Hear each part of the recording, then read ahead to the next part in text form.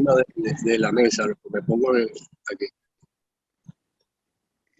Justamente cómo Bolivia había en algún momento hecho efectiva la posibilidad de tener documentos que pudieran mostrar la propiedad del territorio marítimo.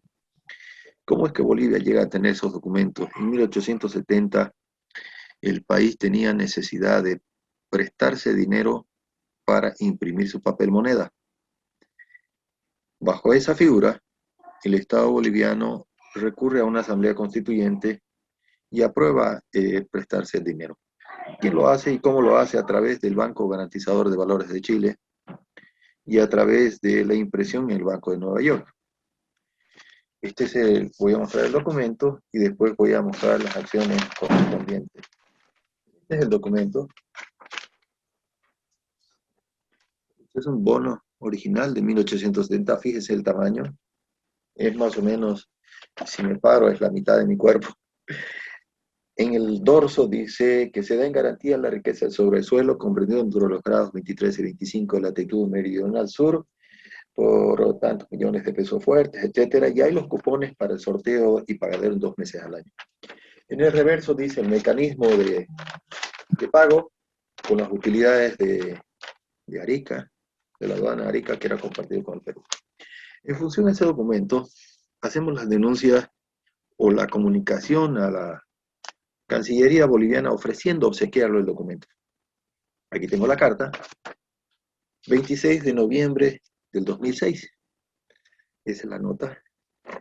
Y me la recibe la Unidad de Política Exterior del gobierno Morales, ya en el gobierno Morales, y me dicen que el documento es único y secreto, invaluable en la historia nacional, y que me lo recibirán en un acta de recepción pública. Posteriormente le enviamos varias notas. En diciembre del 2008, en el 2010, en el 2013, y así sucesivamente.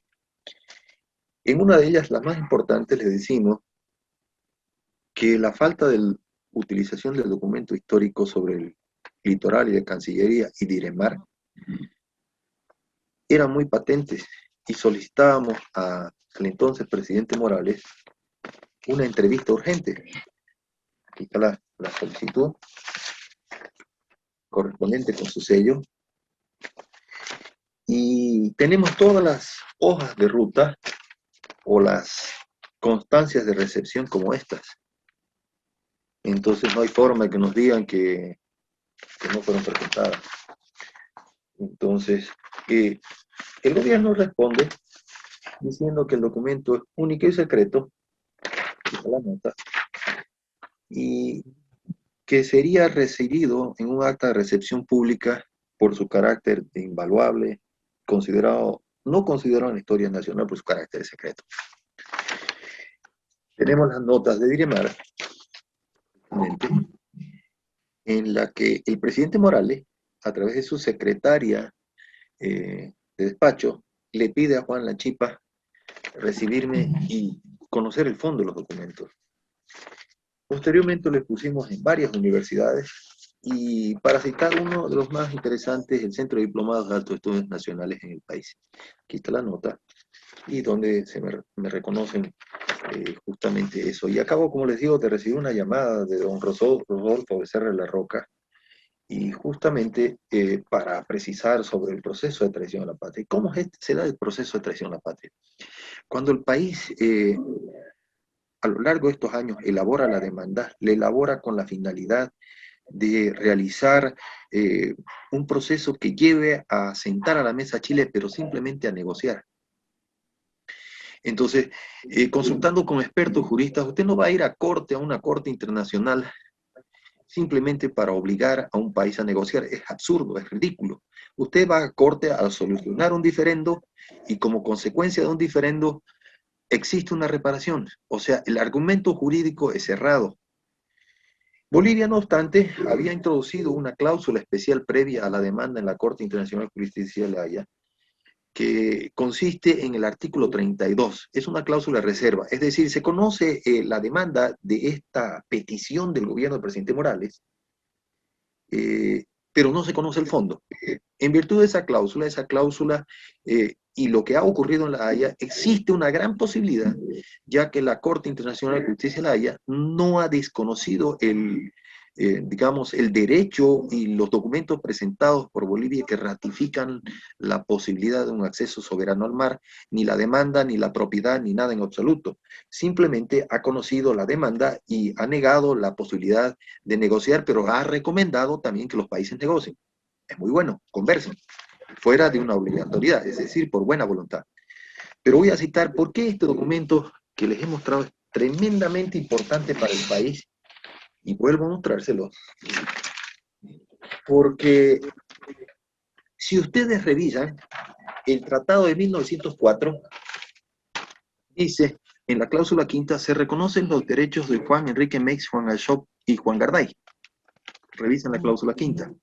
Entonces, bajo esa figura, la sostenibilidad de la tangibilidad de los tratados es inconsistente, porque además el Tratado de 1904 existen 4 comunicaciones o protocolos secretos que cambiaron la naturaleza del Tratado de 1904. Lo que significa que el arbitrio del emperador alemán fue quitado, lo que significa que el pago de los bonos, es decir, el compromiso de pago de los bonos por parte del Estado chileno, que debía subrogarse la deuda, es decir, pagar la deuda por los préstamos que había adquirido Bolivia, que Bolivia se los transfiere al cambiar de territorio, al darla en garantía. Este documento es como el anticrético, no sé si don Robert Alonso conocen un anticrético, seguro que sí, es como el anticrético del litoral. Entonces, pero aquí va la pregunta de oro. Si Bolivia no era dueño de Antofagasta, Tocopilla, Mejillones y Calama, tuvo 9 años, por supuesto, 9 años posteriores para cuestionar la soberanía boliviana de emitir un bono que diera en garantía el territorio o la riqueza del sobresuelo, es decir, del guano y el salitre, y si quiere la mina de cobre más grande del mundo. Pero entonces, Chile no lo hizo. Chile se había depositado en su banco los lingotes y las monedas de plata como garantía del dinero boliviano para recibir el préstamo. Y Chile con ese dinero, con ese depósito, se compró el Cocharane y el Encalada. Y nunca nos los devolvieron. Y no solamente eso, sino que jamás cuestionaron la vigencia, la nulidad de este tratado o de este bono aprobado en 1870. Y cuando nos cobraron las libras esterlinas por costos operativos de guerra, nos cobraron 150.000 y otro tanto por el ferrocarril. Hicieron 4 protocolos secretos en los cuales anularon el arbitrio del emperador alemán, recapitulando, anularon la subrogación de la deuda y lo que es más, dejaron de honrar el compromiso de pago.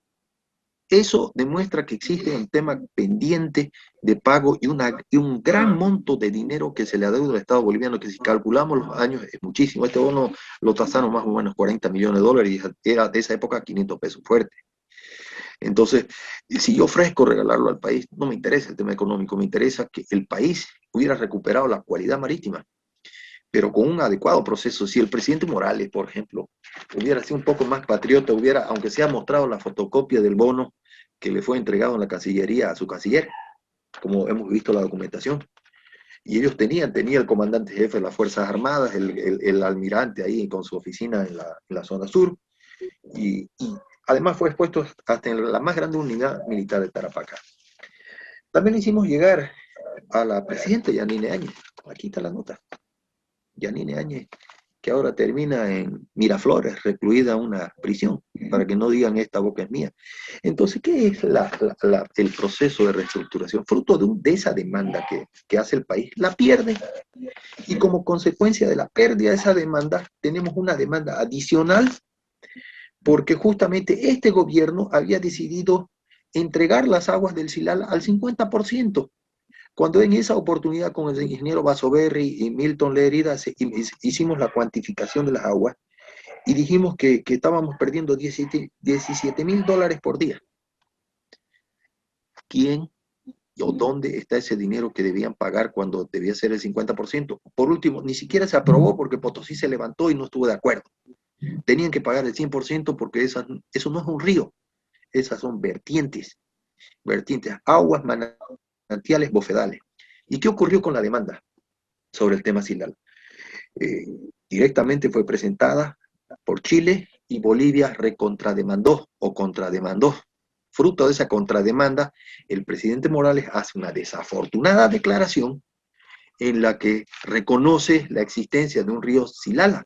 Y como los chilenos son capísimos, hicieron un mapa con el río Siloli, y ahí tenemos otro proceso de traición a la patria.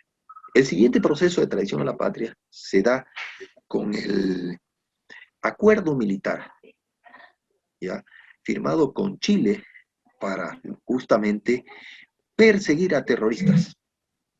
Ahí está el acuerdo militar, revísenlo, Goñi, San Miguel, el 2009. Y yo pregunto al país y a todos, ¿puede un país firmar un acuerdo militar con otro cuando no tiene relaciones diplomáticas y sin aprobación de la Asamblea Plurinacional? No lo puede hacer. Ese proceso de sometimiento a una potencia extranjera se llama traición a la patria. No tiene otro nombre.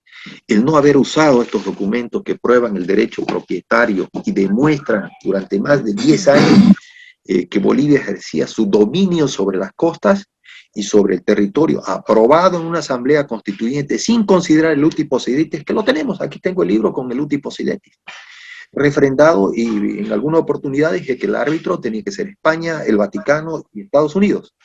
Si hubieran sido esos tres árbitros, podrían probar que el Vaticano tenía las cédulas reales aprobadas por el Papa, que la audiencia, que Sevilla con las cédulas reales tiene el uti possidetis de la audiencia de Charcas, y que Estados Unidos, esta es la cuestión de oro, si ustedes se fijan con un poco de detalle, seguramente la cámara no va a conseguir enfocar esto. Aquí dice Compañía de Billetes del Banco de Nueva York. En ese tiempo se hablaba en Estados Unidos también el castellano, y seguramente los bancos de Nueva York que tenían sus filiales en California. Los documentos se imprimían en español porque el Estado que imprimía los bonos era Bolivia. Entonces, aquí está en entredicho también lo que es la vigencia de lo que se llama la Bolsa de Valores. Y ustedes se imaginan si el presidente Morales hubiera dicho en una asamblea de las Naciones Unidas, tenemos esto que fue impreso en el Banco de Nueva York, y no lo usaron, y este señor se dedicó a despotricar contra el señor Trump, contra el presidente norteamericano, y como consecuencia de su desafortunada intervención, el fallo fue adverso, porque este señor no tiene idea que la Corte Internacional de Justicia está conformada por los vencedores de la Segunda Guerra Mundial, y los vencedores de la Segunda Guerra Mundial son Estados Unidos, Francia, Inglaterra, Rusia y China, y que tienen supremacía en ese tribunal.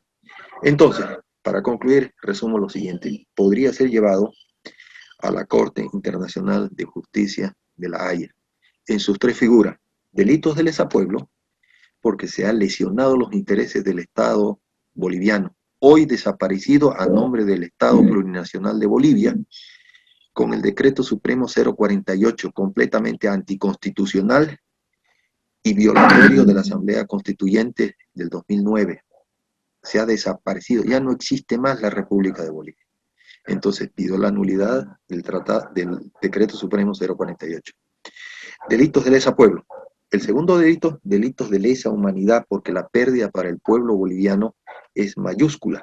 Delitos de lesa humanidad porque ha habido crímenes de lesa humanidad, incitación a la sedición, a la tortura, al genocidio, a la quema, al bloqueo, a someter a la población de hambre. Incumplimiento de sentencias de la Corte Interamericana de Derechos Humanos y protección para la impunidad. Para el gobierno del presidente Morales, el movimiento al socialismo, se impidió el procesamiento de genocidas dentro de Bolivia con una sentencia de la Corte Interamericana, en el caso 12.529. Esa es una prueba contundente del encubrimiento de delitos de lesa humanidad, sanción 30 años sin derecho a indulto. Y veamos lo demás: traición a la patria, lo he mencionado, recapitulando, por el tema del acuerdo. Y pues lógicamente la Corte Penal Internacional conocería los delitos de lesa pueblo y de lesa humanidad, y por conexitud abriría causa porque existe en el Tribunal Permanente de Arbitraje de La Haya una otra corte de la Corte Internacional de La Haya. Veamos cuáles cortes son: el Tribunal Permanente de Arbitraje, la Corte Penal Internacional y la Corte Internacional de Justicia. La primera conocería la causa presentada y revisaría la documentación que no fue presentada dolosamente en representación del Estado boliviano.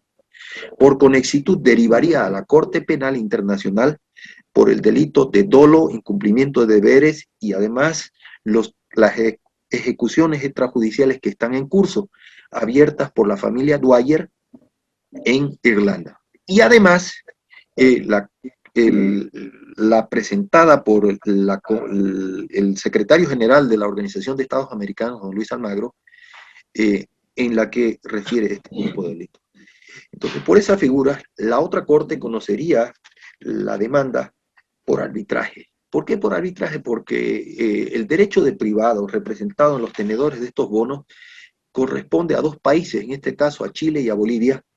Uno que se subroga la deuda y no la paga, emite 4 protocolos que no están guardados en ninguna parte y desaparecen los protocolos, y sin embargo está vigente el texto de 1904, por lo tanto vigente el bono. Entonces, por conexitud, podríamos abrir la demanda por el fondo y solucionaremos el problema. Aquí yo quiero hacer hincapié que los tratados son tangibles, y no es tan cierto que lo sacrosanto antes de 1904 es evidente, porque definitivamente hay que recordar que también fue impuesto bajo amenaza de invasión, y eso es muy importante. Entonces, y los tratados que son impuestos bajo amenaza de invasión, como dice la doctrina Sucre, no legitima derechos. Entonces, ese es el desafío. Ese es el desafío, y recapitulemos: presidente Morales, usted traicionó al país en La Haya. Ex ministro del gobierno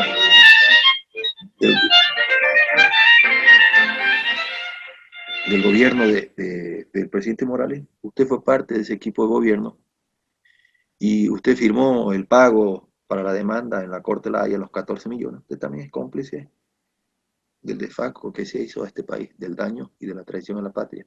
Señor Juan Lanchipa, lo acusa usted formalmente de ser el principal traidor a la patria. Usted, en la época en que se reclamaba democracia, usted se escondió y usted no se pronunció. Y si usted se hubiera pronunciado, porque entre comillas existió un imaginario golpe de Estado, que en realidad fue el pueblo boliviano el que salió a las calles, usted hubiera hecho prevalecer su condición de defensor del Estado y la sociedad. No lo hizo. Y tampoco hizo su deber como director de Diremar. No presentó las pruebas. Usted es un traidor a la patria. Defiéndase. Vamos a la justicia en la Corte Internacional de Justicia de La Haya. No en el país, porque usted tiene la justicia a su favor. Y aquí la justicia es torcida, es azul, mientras el suelo de los cruceños es libre. Nosotros no estuvimos en el tratado de 1904 y no aprobamos ese tratado trucho que nos encerró como nación. Y gente traidora como usted y como el movimiento al socialismo es la que nos tiene presos con las libertades individuales. Concluyo con eso, y si tienen alguna pregunta, con mucho gusto. Bueno, un tema que ha sucedido y que continúa sucediendo hasta la fecha es obviamente el dominio de la familia Rothschild, de la banca Rothschild en toda la parte del hemisferio sur. Y estamos hablando no solamente de Bolivia, estamos hablando de Chile, de Argentina, de Colombia, de Venezuela. Y obviamente todos estos han estado detrás de la invasión del Pacífico. El interés, te decía, para acotar, es el yacimiento más grande del mundo de cobre, como es el yacimiento de Chuquicamata. Así es. La mina Caracol, la Caracol es una mina enorme de plata. Así es. Nos han robado todo un departamento, pero además, detrás de esto, de la guerra del Chaco y de todos los conflictos que ha tenido Bolivia, ha estado la banca Rothschild, las compañías petroleras de esta familia y de Rockefeller, las compañías petroleras cuyo representante hoy es un señor llamado George Soros, un ampón internacional, que es propietario, está con el tema Odebrecht, está con una cantidad de temas. La excusa fue el guano, el salitre, pero sin lugar a dudas, el yacimiento Chuquicamata, que está en Calama, ha sido el objetivo central, ¿verdad? No sé si coincide conmigo, Tito. Así es. ¿Ah? Completamente de acuerdo. Sí, recuerdo las palabras de entonces embajador chileno: si el territorio no fuese valioso, no lo consideraríamos. Ustedes saben a quién me refiero. Entonces, definitivamente el objetivo era apoderarse de las riquezas. Y aquí tengo, por ejemplo, el estudio pericial, usted recordará, del espía inglés de Petland, el que vino a hacer el relevamiento completo de todas las riquezas, y solamente y hasta los ingleses conocen ese detalle. Aquí tengo el libro. El informe de Petland es minucioso con la República de Bolivia, y ya se hizo una planificación para, lógicamente, apoderarse de las riquezas de nuestro país. La excusa de Guano el Salitre fue una premeditada acción para apoderarse paulatinamente. Lo del grado 26 al 25 también con el tratado de 1866, en que el árbitro era el emperador brasileño. Y fíjese que si me vienen con el cuento de que los tratados no son tangibles, el tratado de 1866 también tiene protocolos complementarios y también se modificó. Si hubiera tenido un adecuado asesoramiento, el presidente Morales hubiera podido demostrar que los tratados son tangibles, y le hubiera podido decir a Piñera. En ese entonces estaba Michelle Bachelet, en la primera instancia estaba Piñera y luego Michelle Bachelet. Le hubiera podido decir: oiga, señor presidente, usted miente pues a su país y al mundo, como se lo dije en la prensa en la Plaza de Murillo. Los tratados son tangibles, ya lo modificaron el de 1866 con protocolo, y también el protocolo de 1904, el tratado de 1904 con protocolo secreto. Hay los acuerdos de Casa Bolivia, donde los diplomáticos van a estudiar gratis bajo el convenio Andrés Bello, por favor. Entonces, ¿cómo espera que los diplomáticos bolivianos defiendan los intereses nacionales? Entonces, aquí los que no tenemos nada que ver con el asunto y estamos decididos a mostrar la traición. Tito, quiero presentarle a Robert Alonso. Es una de las personas que más conoce el tema de Cuba. Él es cubano, obviamente ha salido de Cuba a sus 11 años, ha vivido en Venezuela, tristemente ha tenido que ser exilado ya no sé si 2 oportunidades. Robert, mejor que tú comentes este tema, pero yo quiero partir de la premisa de que la isla se ha convertido en un laboratorio de las grandes corporaciones para medir y manipular el nivel de tolerancia del ser humano. No sé qué opinas tú de esta hipótesis que planteo para darte la bienvenida.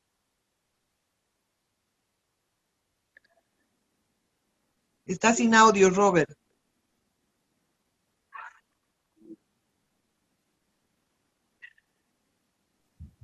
Ok, ahora Ahora sí.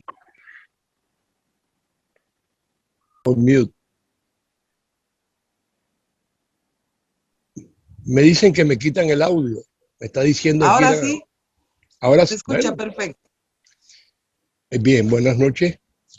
En primer lugar, sí, coincido en parte con lo que Aranela ha dicho sobre Cuba. Sí, este es mi tercer exilio. Mi tercer exilio. Yo, ahorita estoy por cumplir 71 años, y a los 11 años salí de Cuba hacia Venezuela. Ahí hice vida, estudié en Estados Unidos, estudié en Alemania, estudié en Escocia. ¿Eres hermano mayor de María Conchita o eres hermano menor? Mayor del medio, tenemos un hermano mayor, que es, ¿Y por qué cierto, cantas? abogado internacionalista, por cierto. Soy el hermano del medio. Entonces, estando en Berlín Occidental, fui, vamos a decir, reclutado, y me convertí en un analista especializado en lo que yo he bautizado el Castro-estalinismo internacional. Y le llamo estalinismo porque lo que existe o ha existido o existió en Cuba hasta que Fidel dejó de tener el control era un estalinismo más que un comunismo, que más o menos es lo mismo, pero en el estalinismo hay un hay un Estado monolítico que es dirigido por una sola persona. Después el Politburó se hizo cargo y entonces la Unión Soviética se manejaba a través de ese Politburó. Pero lo que ha existido en Cuba, por lo menos hasta que Castro dejó de ser el director de la orquesta, ha sido un estalinismo. Entonces, tengo que 40 y tantos años estudiando, he tenido que ir a infinidad de seminarios, muchos de ellos fastidiosos, inútiles, estériles, pero otros de ellos muy interesantes. Mi vida como analítico cambió cuando conocí al doctor Gene Sharp. El doctor Gene Sharp, recientemente fallecido, sí, hace poco, era el fundador y director de una fundación, la Albert Einstein, y él propagaba la resistencia cívica no violenta. Él agarró los parámetros, los postulados de Mahatma Gandhi y los modernizó, vamos a decirlo así, y publicó un ensayo mundialmente conocido y traducido a todos los idiomas, incluyendo algunos dialectos africanos y asiáticos, que se conoce como De la dictadura a la democracia.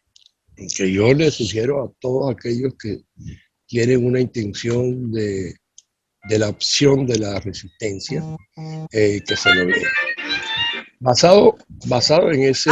Antes de que entres a tema de fondo, Robert, yo te planteo un tema. Es importante que la gente sepa que, por supuesto, estamos hablando de que los organismos internacionales, y esto va para lo que mencionaba Tito, es decir, están controlados por los poderes internacionales, que están con el tema de la pandemia, que están con el tema de las farmacéuticas, que controlan el petróleo, el gas, reconstruyen naciones, invaden naciones, el tráfico de armas, tráfico de cocaína. En realidad están con todos los negocios y controlan esos organismos internacionales. En el Tribunal Europeo, por ejemplo, de los 100 miembros, ahí tiene Soros, tiene por lo menos a 12 miembros.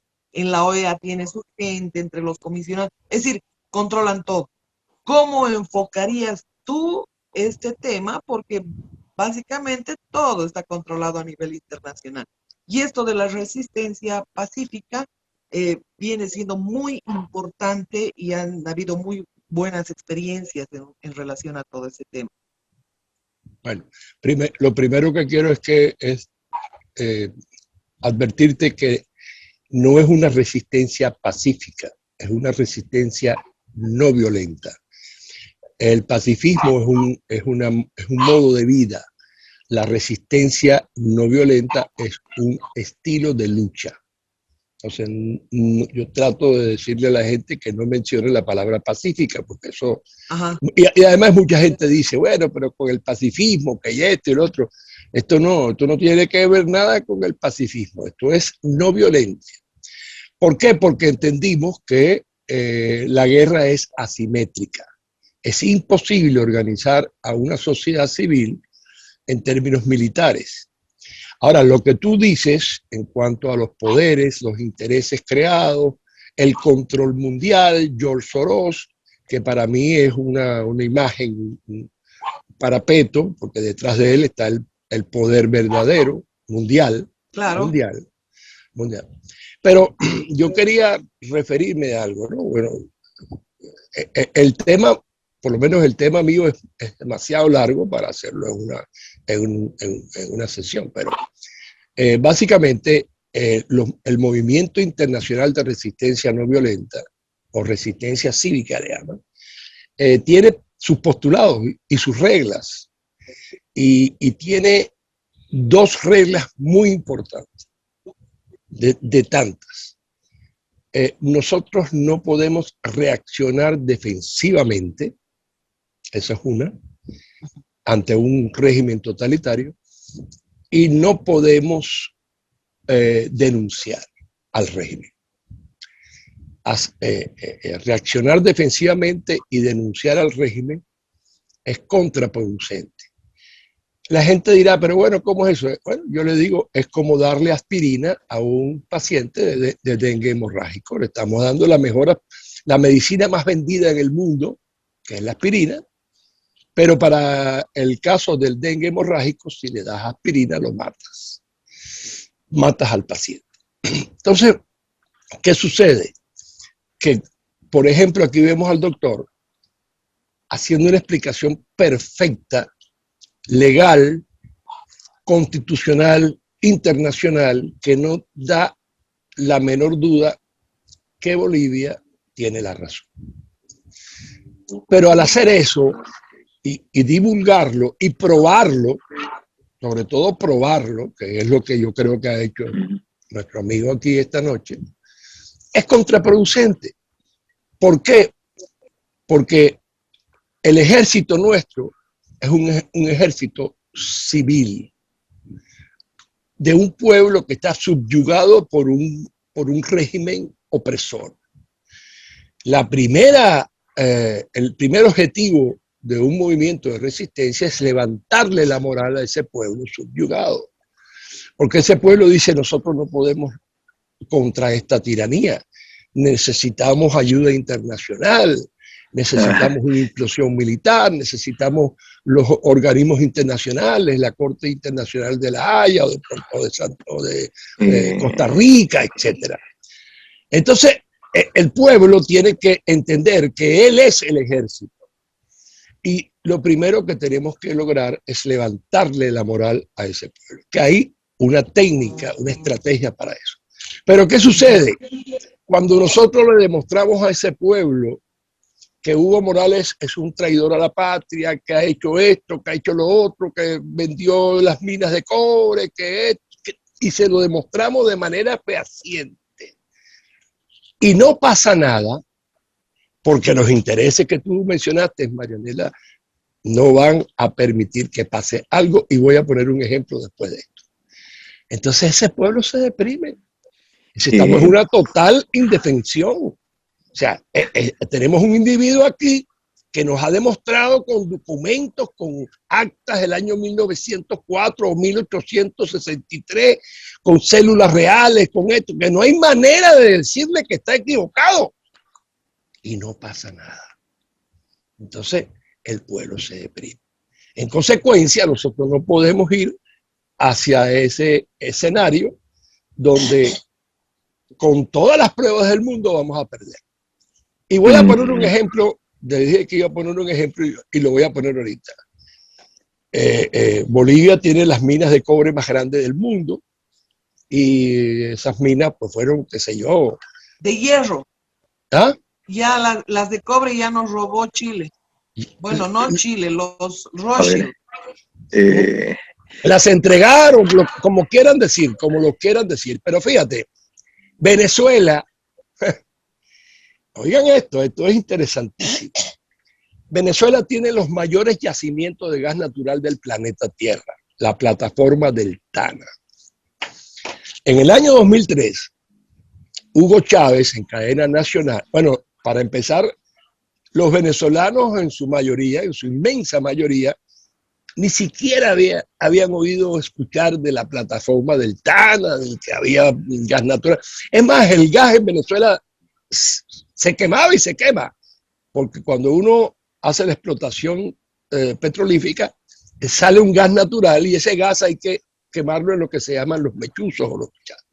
Entonces uno ve en estos lugares donde se extrae el petróleo, una torre quemándose constantemente 24 horas al día, que están quemando el gas porque no hay manera de ubicarlo, de guardarlo. Entonces lo queman. Venezuela tiene tanto gas que lo quema, tiene que quemar. Pero en la plataforma del Tana, que son los mayores yacimientos del gas natural del planeta, nadie sabía que existía. Nadie, digo yo, el 99%, por decir un porcentaje. Nos enteramos en el año 2003 por boca de Hugo Chávez en una cadena nacional, que unas compañías extranjeras iban a explotar esa plataforma. Y el 70% de esa explotación se le otorgó a la Halliburton del clan Bush. Entonces, ¿qué pasó? Que no pasó por la Asamblea, por el Congreso Nacional, como es la ley de licitaciones, porque para eso había que pasar por una ley venezolana que está vigente, que es que el Congreso Nacional, que ahora le llaman Asamblea como en Cuba, o ahora no, desde hace tiempo, tenía que aprobar esos contratos. Eso no se hizo. Y se obvió ese paso y Hugo Chávez le asignó esos contratos, como decimos en Venezuela, a dedo a esas empresas. Unas italianas, unas francesas, pero mayormente la estadounidense, que es la Halliburton. Entonces, ahí se viola una ley de Estados Unidos, una ley que produce, me iba a decir algo. Seguro. Quiero aprovechar la circunstancia porque yo en parte coincido con lo que usted dice, pero si esa fuera una verdad, la India seguiría siendo inglesa o británica o de la Commonwealth. La resistencia civil, la resistencia pacífica consiguió la revolución de uno de los países más grandes del mundo y más poblados, también más de 1.000 millones de habitantes. Lo que usted dice sobre la plataforma El Tana es completamente cierto y voy a mostrarle para que vea que la diferencia entre simplemente una expresión. El gas de venteo que usted dice lo tenemos en Bolivia. Aquí está el documento firmado por Juan Carlos Raymond Tillera, cuñado de Carlos Villegas, la mano derecha de Evo Morales. El cuñado de Evo Morales denuncia el robo de 26 millones de metros cúbicos de gas al día en el gasoducto de Transredes. El gas de venteo, señor Robert Alonso. Guten Tag, wie geht es Ihnen? Sprechen Sie Deutsch? Ja oder nein? Ich spreche Deutsch, ja. Ja, sehr gut. Wir sprechen auch Deutsch. Yeah. Aber hier habe ich dieses. Entonces le hablaremos español. Le dije, simplemente para recordarle su ubicación en Alemania en algún tiempo, era para descontextualizar y aligerar un poco la presión. Es simplemente lo siguiente. Cuando un país resigna sus derechos, resigna sus recursos naturales porque cree que está vencido y no tiene alternativa, es muy diferente. Pero nosotros los bolivianos somos un pueblo que ha derrocado dictadores, que ha derrocado tiranos, que ha derrocado dictaduras, que ha asesinado, que ha desaparecido a los máximos perseguidos por los crímenes de todo tipo. Esta es la tumba de tiranos, mi amigo. Los bolivianos no nos rendimos ante nada, somos un pueblo que lucha, tenemos el récord de cambio de presidentes en el mundo, pero también tenemos el récord de procesos judiciales en el mundo. Les cito el caso familiar, yo tengo más de 100 juzgados visitados, le he ganado un país en la Corte Interamericana. Entonces, coloco ese ejemplo porque la resistencia civil, la resistencia pacífica es un método. El método que nos otorga la justicia son los procesos en las cortes legalmente habilitadas. Ahora bien, usted dice que rescatarle el espíritu nacional. Muy bien, eso es lo que estamos haciendo. Con Marianela, la única mujer periodista que seguramente a través de las redes del internet va a difundir esto. La revolución de primavera fue hecha por ciudadanos Z que se rebelaron contra las dictaduras africanas, musulmanas, que tenían dominado a sus pueblos y los sometían a hambre. Lo mismo ocurre en Cuba. La resistencia civil pacífica debería ser el método para recuperar las libertades en Cuba. Queremos patria y libertad en Cuba, en vez de patria y vida, que ya la tienen la vida, pero están a punto de perder.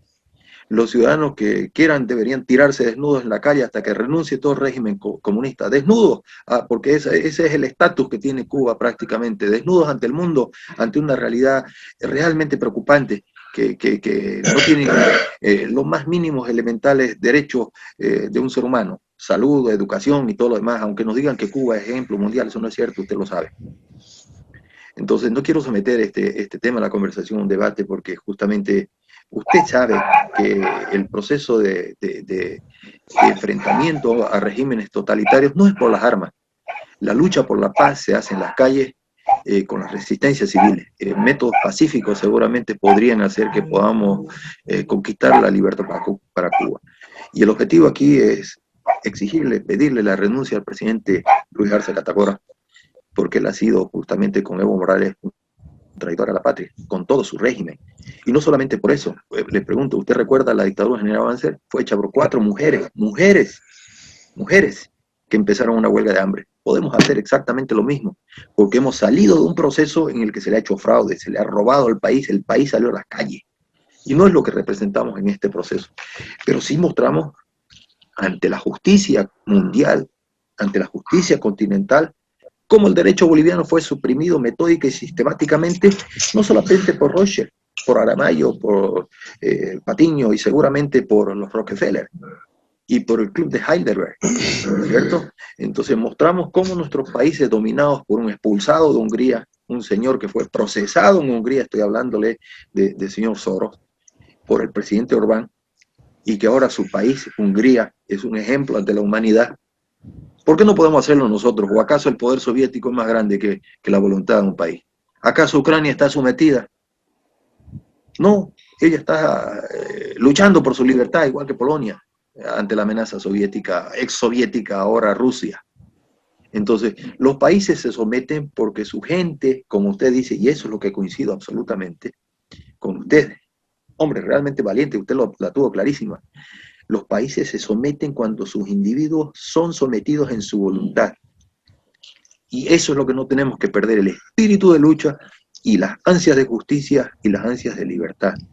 Esto es una ansia de libertad para mi pueblo, sometido por más de 100 años a esclavitud con un candado, con una rosca económica financiera mundial. Y si yo mostrara este bono en la bolsa de valores y le dijera que ustedes nos robaron y no le dieron vigencia a los bonos, su bolsa de valores se cae. Y no es el objetivo la bolsa de valores, sino el objetivo es justicia. ¿Por qué no fue presentado ese bono en la Asamblea de las Naciones Unidas? Expresidente Evo Morales o presidente Arce. Me gusta mucho lo que has planteado, Tito. Así me encantaría escuchar qué opina al respecto, porque además, Tito, usted sabe las heroínas de la Coronilla, todo lo que ha sucedido, es decir, tenemos miles de historias para contar. Obviamente, miedo no hay a estos tiranos delincuentes, porque son criminales, narcotraficantes, y lo único que tiene que esperarles es la cárcel. Pero, ¿qué dice Robert del planteamiento de Tito Ibsen? Bueno, quería terminar la historia de lo que pasó en la plataforma del TANA, no sin antes recomendarle a ustedes que lean un libro muy interesante. Yo tuve el honor de asesorar en ese libro, está en Amazon, que se titula La franquicia científica. Yeah. Porque ellos, estamos ante un enemigo que no son los enemigos bolivianos de antaño, que ni siquiera son los enemigos musulmanes. Estamos ante un régimen que tiene más de 70 años. Pero no se olviden que Castro comenzó en el Bogotazo. Ahí fue cuando él hizo el PhD, en el Bogotazo. Pero ellos han ido perfeccionando la técnica, lo que le ha funcionado lo execran y lo que le ha funcionado lo refuerzan. Entonces, pero nosotros tenemos una estrategia que lo difícil de esa estrategia es muy fácil, es una estrategia extremadamente fácil de llevar a cabo, pero lo difícil es que el pueblo la acepte. En el año 2000, en 1999, Gene Sharp le dijo a 12 muchachos del Oxford: si ustedes hacen lo que yo les digo, ustedes sacan a Milosevic, el carnicero de los Balcanes, con más de 600.000 muertos encima, con una limpieza étnica, que la OTAN trató de sacarnos durante 4 meses de bombardeo día y noche, ocasionando más de 12.000 muertes, la mayor de ellas muertes civiles que no tenían nada que ver con el conflicto. No pudo. Pero Gene Sharp se equivocó porque les dijo que en un año iban a sacar a Milosevic, y se equivocó porque lo sacaron en 11 meses. pero hicieron lo que tenían que hacer. Ahora, ¿cuál fue el financiamiento de las armas que Gene Sharp le proporcionó a estos 12 muchachos? 7 computadoras viejas y 4 impresoras de tinta de esa. Ese fue el arsenal que tenía. Sí.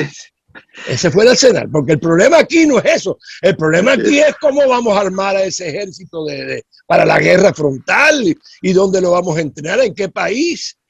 Como la invasión de Bahía del Cochino, que se entrenaron en Guatemala y salieron de Nicaragua. Y la CIA le dio todo el dinero y todas las cosas, pero eso es otra historia. Pero lo de la plataforma del Tana es muy interesante, porque en los años 30, creo, ahí no me acuerdo, no estoy muy seguro, no soy como Tito que tiene esa facultad de decir las cosas exactas, pero por allá por los años 30, Estados Unidos promulgó una ley en contra de la corrupción de empresas norteamericanas en el exterior. Es decir, una empresa estadounidense, no norteamericana, empresa estadounidense, que corrompe a un presidente o a un ministro, a quien sea, en el exterior, está cometiendo un delito penal dentro de Estados Unidos. En ese sentido, mi hermano, que es internacionalista, se le ocurrió algo muy interesante. Vamos a acusar a Hugo Chávez ante las Cortes de Estados Unidos, porque evidentemente Hugo Chávez fue corrompido por estas empresas que a dedo, sin pasar por la ley de licitaciones, obtuvieron unos contratos para explotar la plataforma del Tana. Entre ellos, la Halliburton, que es la empresa bandera del clan Bush, que por cierto, por venderle un reactor atómico a Libia, le impusieron una multa de $3 millones. Ellos la pagaron muerto risa. Eso no. Entonces, nos reunimos con unos abogados también internacionalistas y esto, que eran colegas de mi hermano, y conseguimos fuerza monetaria a través de un individuo que era el dueño de uno de los 2 mejores periódicos de Venezuela, El Universal, Teófilo Núñez, ya fallecido, que estaba dispuesto a poner el dinero para ir a Estados Unidos y contratar a uno de los mejores bufetes de Estados Unidos en Nueva York, y que estaba pidiendo $5 millones por el caso. Nos fuimos en el año 2003, noviembre de 2003, nos fuimos a Nueva York, yo fui en ese grupo, contratamos al abogado, el abogado vio que había méritos para proceder, no hay duda, o sea, en Estados Unidos existe lo que se llama las evidencias circunstanciales, donde uno no tiene que probar fehacientemente el hecho, pero si es evidente, entonces se considera una evidencia circunstancial. Y esto era una evidencia circunstancial, pero ¿cómo estas empresas italianas, francesas y las estadounidenses iban a recibir un contrato de Hugo Chávez, no de la Asamblea, no del Congreso, sin pasar por la ley de licitación? Es evidente que hubo ahí lo que decimos en Venezuela, un chanchullo, muchachos. El abogado interesadísimo, como no, esto y lo otro, para aquí para allá. Le dimos el dinero al abogado. Bueno, una parte, porque él pidió una parte para empezar. Y resulta que a los 15 días nos llama el abogado para decirnos que él se salía del caso, que él no iba a proceder. Y nos devolvió el dinero. ¿Qué fue lo que pasó ahí? Que se movieron los hilos de lo que Marianela estaba hablando en un principio. Empezamos a pisarle los callos porque los dirigentes de la Halliburton tenían un problema grave de ser acusados penalmente ante esta ley, que no me acuerdo el nombre y el número, del año 30 y tanto. En Argentina fue el caso, eso sí me acuerdo que fue en Argentina. Entonces, llamaron al abogado y le dijeron, quédate quieto porque no te conviene meterte en este problema. Entonces, ahí murió ese esfuerzo y no pasó nada. Ahí fue cuando en el año 2002 ya había habido la masacre de Miraflores. Dicen que Chávez renunció, dicen que estuvo fuera del control de su gobierno por 3 días, 3 o 4 días, lo cual es toda una mentira. Y entonces fue que nosotros diseñamos lo que se conoce como la guarimba, que es una estrategia de una resistencia cívica no violenta dentro de un país para provocar la implosión militar. Si no se produce una implosión militar, todo lo que hagamos no tiene ningún sentido. Ahora, ¿cómo se produce esa implosión militar? A través del pueblo, pero no en las calles de escudo, como están haciendo en Cuba, como hicimos en Venezuela. Es más, a mí en el año 2010, yo le dije a Marianela que le iba a mandar una serie de videos. En el año 2017 hubo 3 guarimbas en Venezuela. 2004, que yo la dirigí personalmente en el país. Después me tuve que ir del país. En el año 2014, 10 años después, y en el 2017. En el 2017 todo el mundo daba por sentado que Maduro no duraba una semana. No duraba una semana. Y entonces ahí me invita Jaime Bailey, y ese video lo tengo, y me dijo, ay, Robert, que ahora sí, no sé, ¿qué tú crees de esto? Yo creo que van a fracasar. ¿Cómo vas a decir eso? Pero tú eres, estás chalequeando, tú estás esto. Que van a fracasar. Porque la rebelión, la sublevación cívica tiene que también tener una estrategia.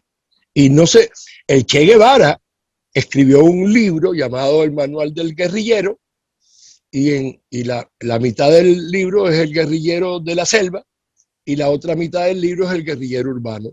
Y lo único que yo rescato de ese libro, lo único que yo he rescatado y que rescato de ese libro, es que él advertía que no se podían tomar las calles escampadas.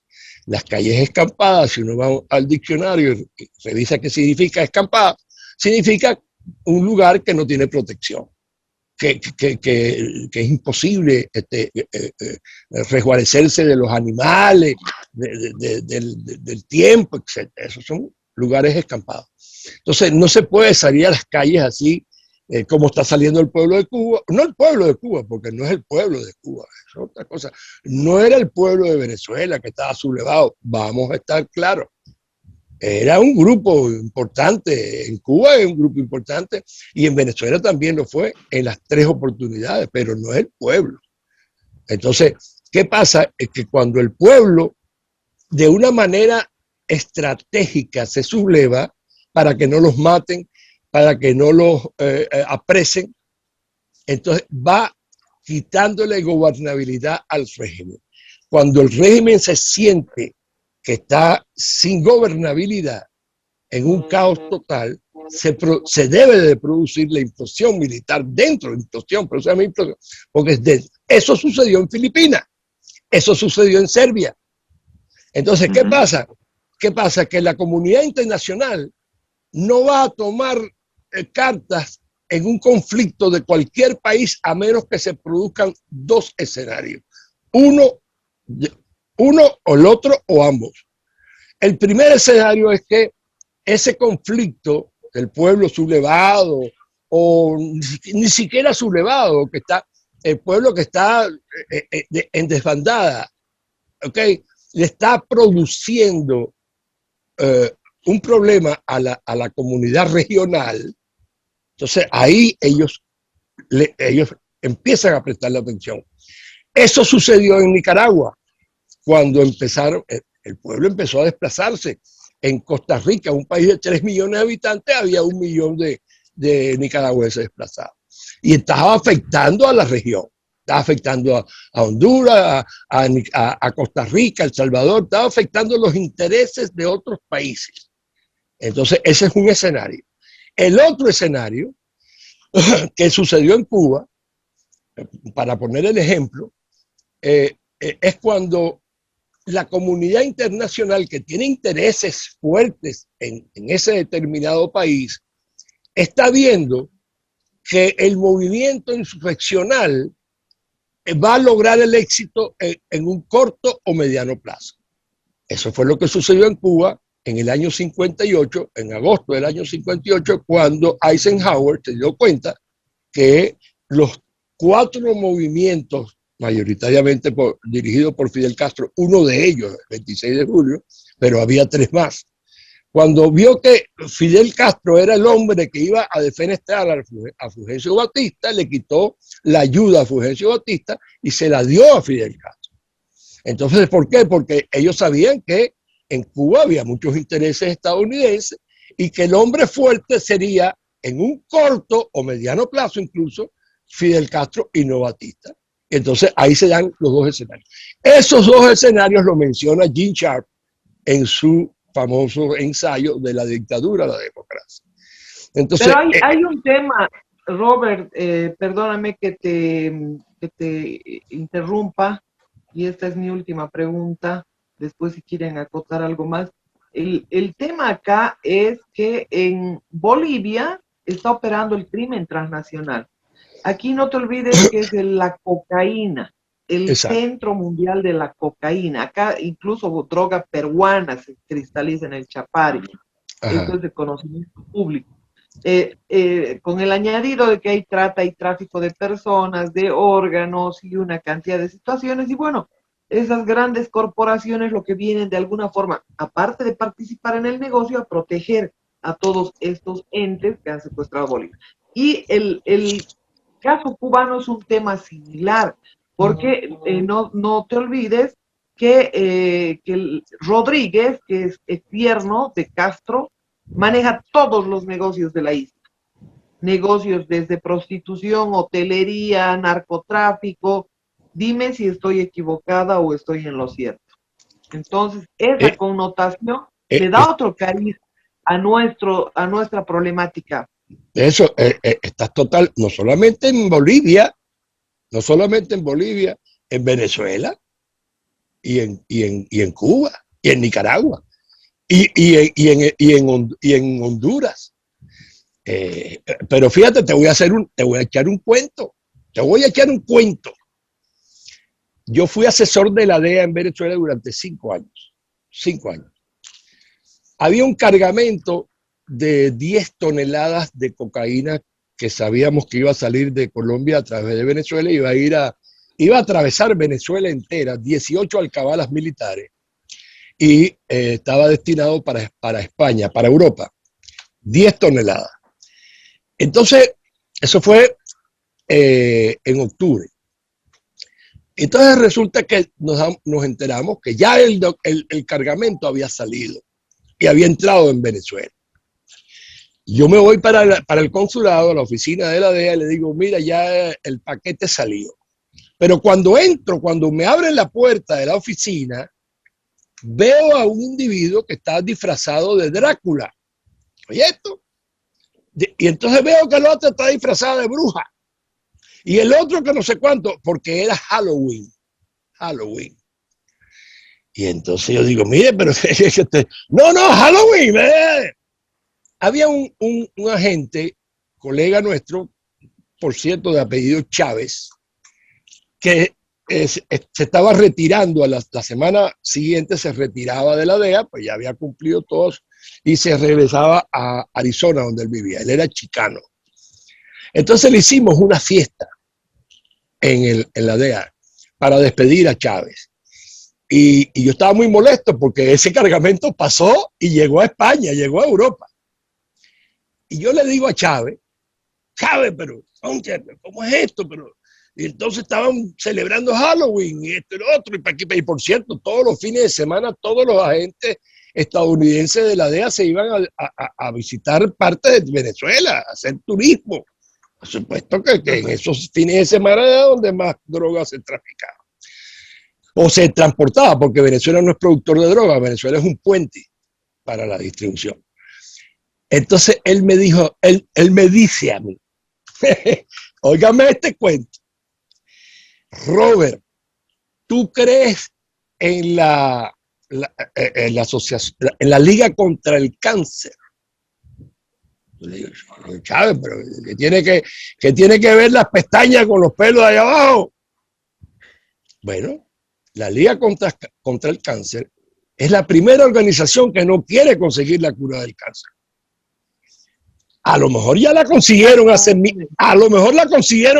decenas de años, pero a ellos no les interesa porque ellos, los jefes los directivos de la Liga contra el Cáncer ganan cientos de miles de dólares al año, tienen aviones, tienen esto, tienen lo otro. Y si consiguen la Liga contra el Cáncer, ¿qué van a hacer? La cura, ¿qué van a hacer? Entonces me dijo, métete esto en la cabeza. La DEA funciona en un sistema de bandas. ¿Cómo es eso?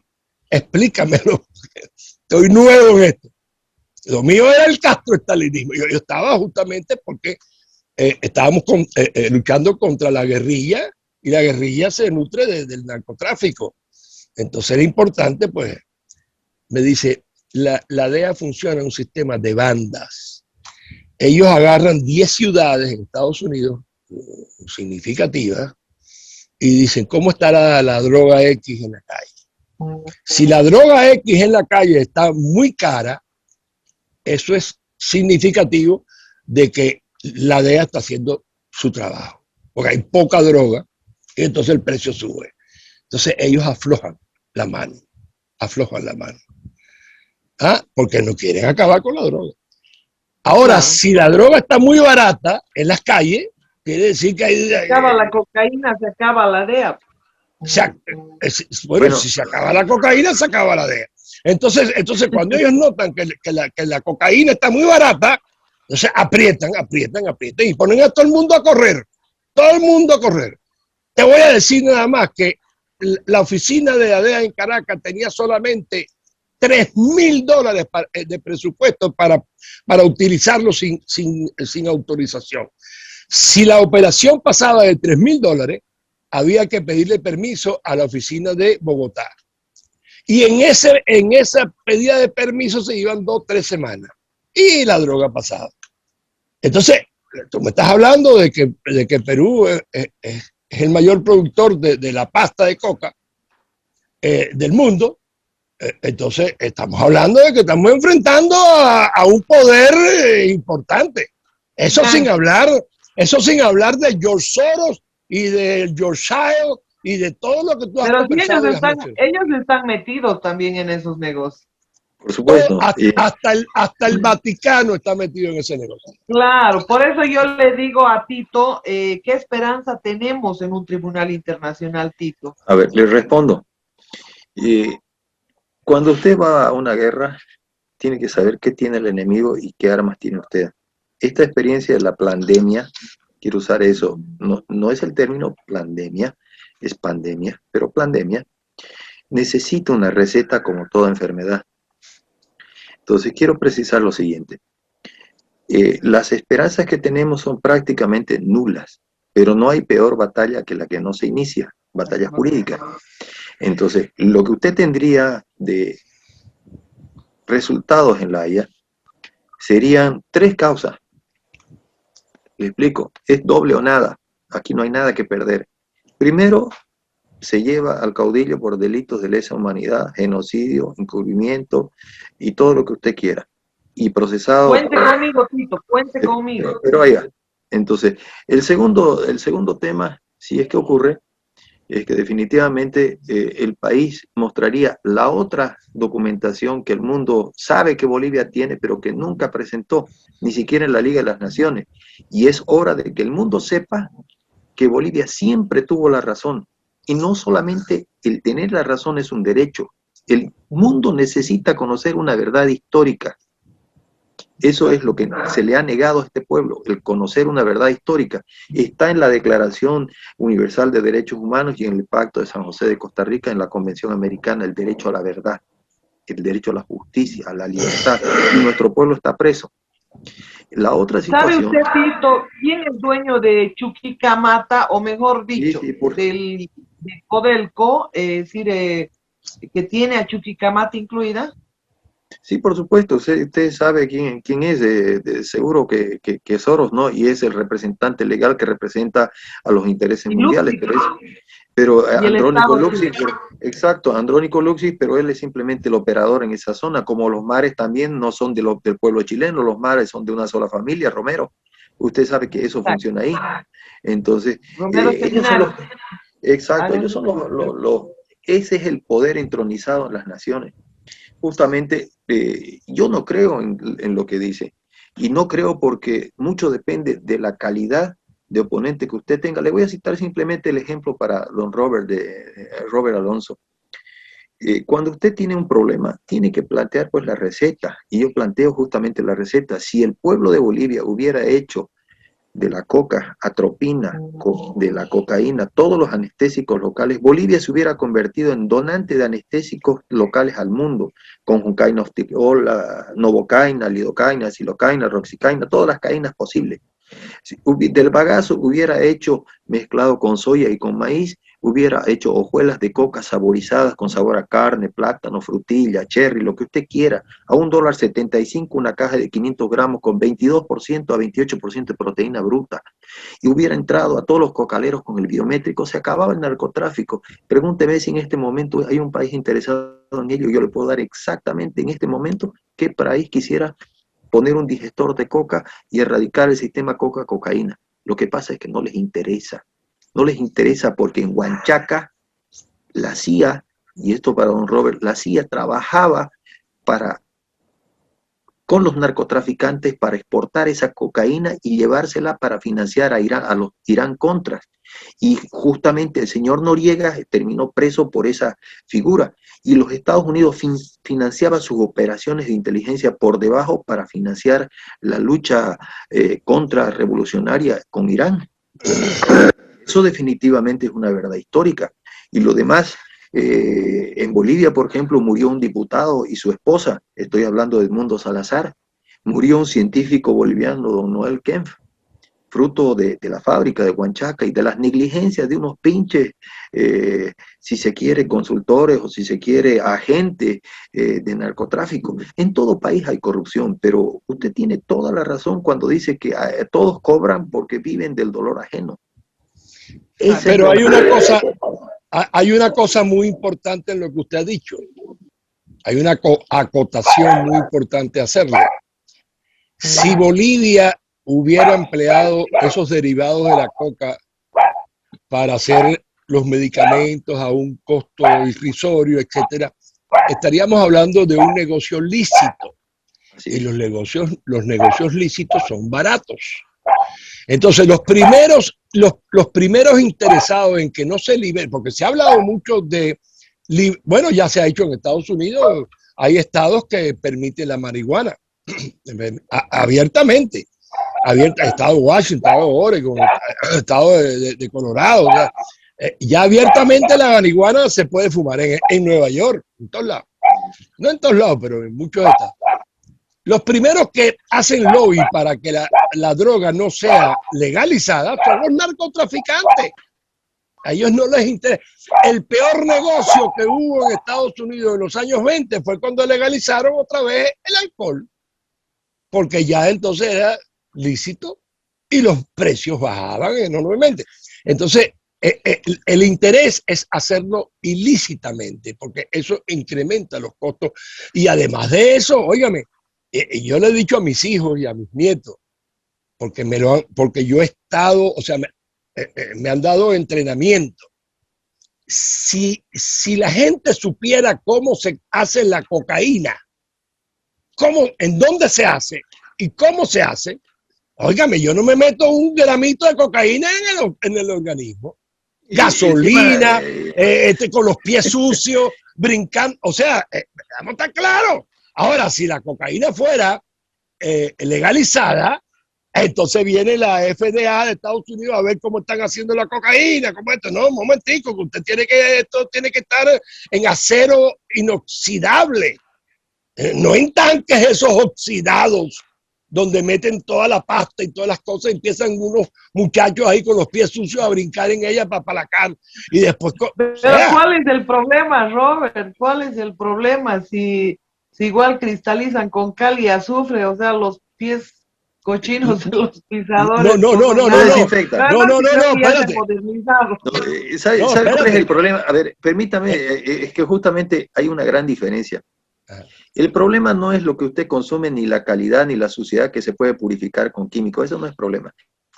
El problema aquí es que la droga es droga porque su proceso de daño cerebral es irreversible.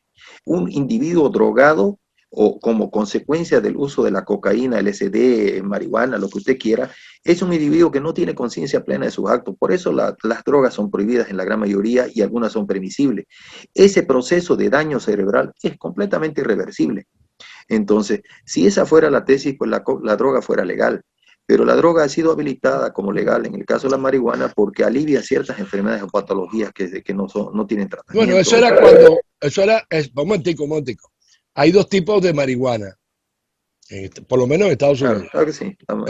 Está la marihuana medicinal, que es un extracto donde le quitan la parte dañina a la marihuana y usan la parte beneficiaria.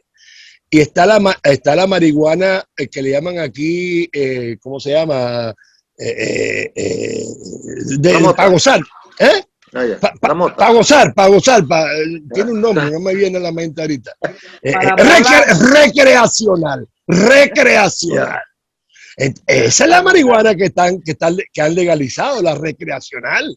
Ahora, si vamos a irnos por esa teoría, también el alcohol es dañinísimo, y no solamente el alcohol, perdóneme, los medicamentos aprobados que uno lo utiliza. Mire, yo tengo 4 hernias discales, y un médico me recomendó unas pastillas que son a base de opio. Cuando yo no podía ni caminar, porque me dan crisis, ¿no? Entonces, yo digo que yo estoy, a mis 71 años, yo tengo el motor perfecto, pero la carrocería está mala. Entonces un médico tenía que dar una conferencia en Jacksonville y le dije, mira, vamos a tener que suspender, pero no puedo, estoy caminando con 2 bastones, no puedo, tengo una crisis. Me dijo, vente para acá, que yo te voy a resolver eso. Entonces me dieron esas medicinas, que son legales, pero a base de opio. Óyeme, me metí 2 pastillas de eso y a los 5 minutos estaba yo corriendo como Fidelia, decía en Cuba. Fidelia es una que fue campeona mundial de 100 metros plano. Ya quería entonces, levantar vuelo. Sí, cuando llego a Miami y mi médico se entera que yo estoy tomando eso, me dice, no, espérate, todos los problemas que tú tienes en tu organismo no van a ser comparados a los problemas que te va a ocasionar si sigues tomando esa maravillosa pastilla. Y de hecho... Bueno, de eso viven las farmacéuticas, ¿verdad? No, espérate, y de hecho me dice, y yo no te la voy a... enfermos perennes, no se curan nada. Y de hecho me dice, yo no te voy a prescribir esa medicina porque me podría meter en un problema con la DEA. ¿Por qué? Le digo, pero ¿por qué si eso es una... Dice, porque resulta que esa medicina se la roban o la venden por debajo de cuerda, y si tú la mezclas con alcohol, es mejor que la cocaína. Es mejor que la cocaína. Lo que pasa es que su efecto muscarínico estimulante del sistema nervioso central inhibe el dolor temporalmente. Y bueno, las consecuencias posteriores son mayores. Son mayores, claro que sí. Permítanme que los interrumpa, realmente interesantísimo. Les agradezco muchísimo a ambos. Esta va a ser la primera presentación y vamos a ir tratando el tema de manera puntual en varios aspectos. ¿Les parece? Muchas gracias, Marianela, con gusto. Un gran abrazo, Tito Ibsen, su despedida. Muchas gracias, Marianela. Robert Alonso. A ver si canta la canción que más me gusta de su hermana. Fue una noche de copas, una noche loca. Así es. No, te voy a mandar. ¿Esa canción? No, Marianela, te voy a mandar el video de la primera grabación de mi hermana cuando tenía 16 años. Es la primera grabación de ella. Está el año 69.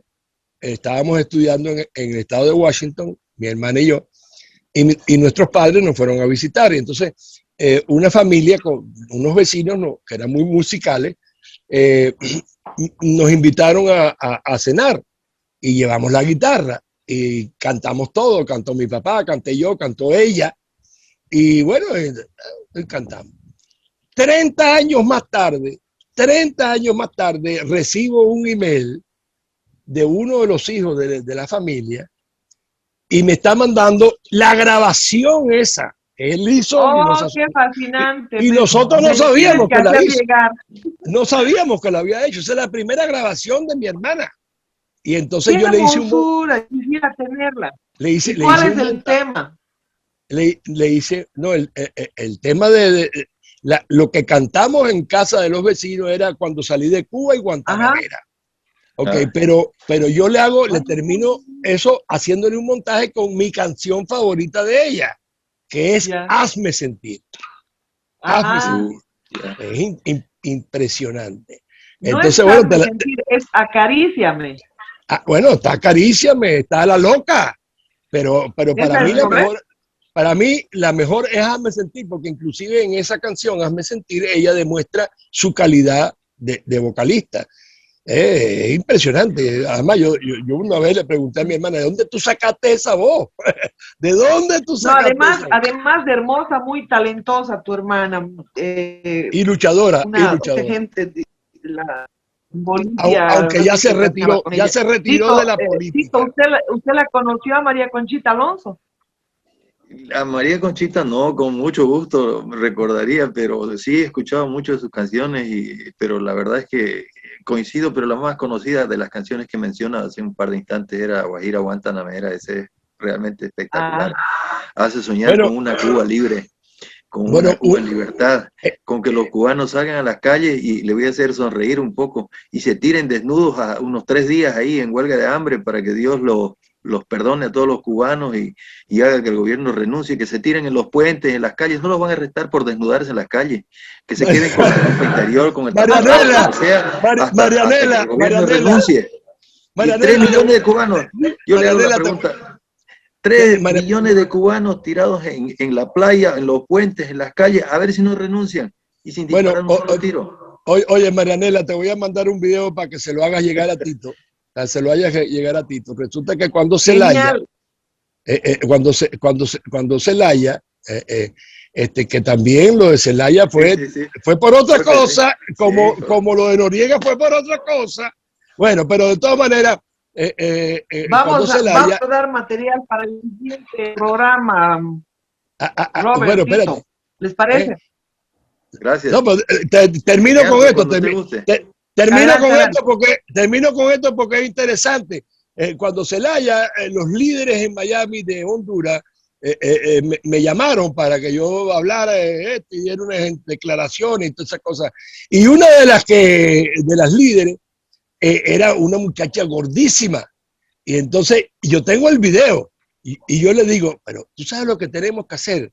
Tenemos que salir todos desnudos a la calle y hacer una demostración desnudos en la calle. Te voy a mandar el video para que se lo mande a Tito. Formidable. Hay que mandárselo a Cuba. Para despedirte, Robert, dale un mensaje en muy pocas palabras a la gente boliviana para insuflarle los ánimos, para que no se rinda, para que luche, porque los bolivianos, yo personalmente, no estoy dispuesta a perder la libertad, la democracia, el país, y quiero sacar a todas esas ONGs delincuenciales de Soros. Quiero que, por supuesto, acá en Bolivia reine la libertad y la democracia. Me voy a despedir con 2 pensamientos de José Martí. El primero, la libertad es sumamente costosa. Debemos todos estar dispuestos a pagar el precio o acostumbrarnos a vivir sin ella. Y la otra parte, que es también importante, o sea, me parece muy bueno en su pensamiento, es solamente Dios es más poderoso que un pueblo sublevado en busca de su libertad.